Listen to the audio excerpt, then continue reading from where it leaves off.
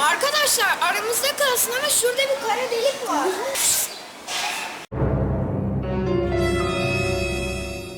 Ne kara deliği? Ben kara deliğe inanmam ki. Kara delik de neymiş? Kara delik mi? Nasıl yani?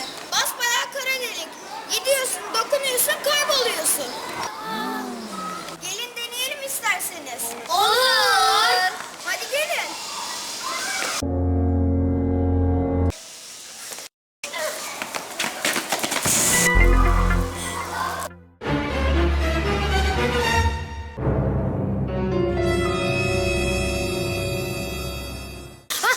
Neredeyim ben?